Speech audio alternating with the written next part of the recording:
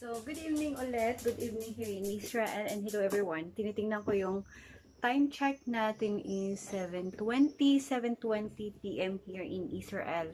Today is, ginagawa ko tong film na to. Today is Saturday and it's my day off, although I came out since Thursday. So, I was been busy from my part-time.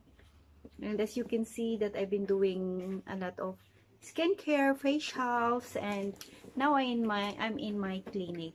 So, pero ito yung magkwento lang muna ako kasi last time kasi 2 weeks ago nanalo ako ng raffle. So, raffle. May napanalunan akong worth 1,000 shekel. 1,000 shekel.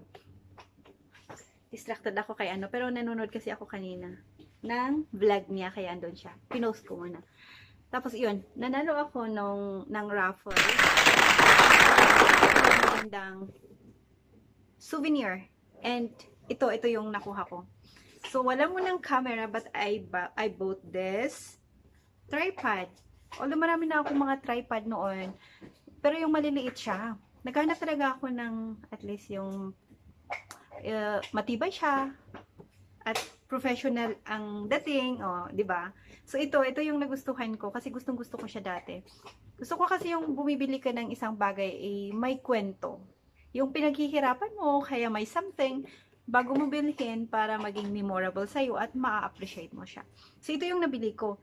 Ang ganda niya. So kahit wala akong camera, meron naman akong tripod, di ba? So camera na ng next na pag-iipunan naman. Mas maganda kasing pinag-iipunan. Kahit may pera ka, hindi lang basta bili doon. Yung mas importante muna ang gagawin. So, para sa mga naghahanap ng matibay na na tripod, maganda po siya. Ito na lang. Ang brand niya is Sleek. The optimal tripod for digital video camera in digital camera. Mamaya papakita ko yung mismong camera kasi dito ko na nilagay yung camera ngayon while I'm vlogging.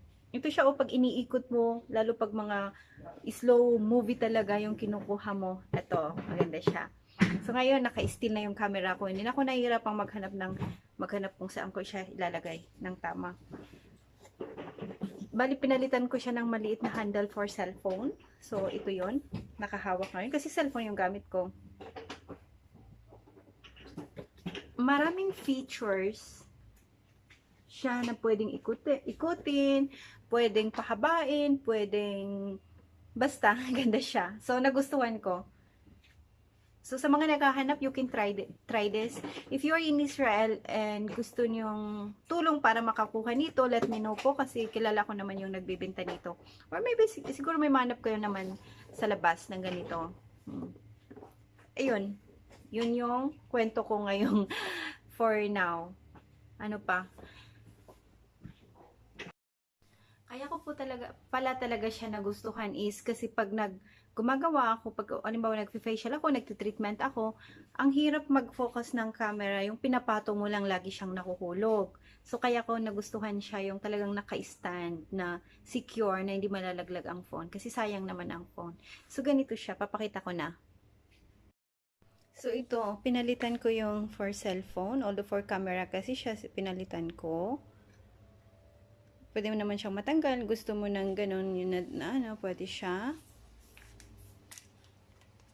So, ito yung handle niya na para ikutin mo. This one. May mga adjustment lahat yan. Dito is yung pag gusto mong pababain o itaas. Turn mo lang siya. Or, pwede naman siyang na-adjust dito. Dito. So, ganito siya. Kaya, pag ako may nagtitreatment dito sa bed, diba? Habang, ayun. Ito yung place.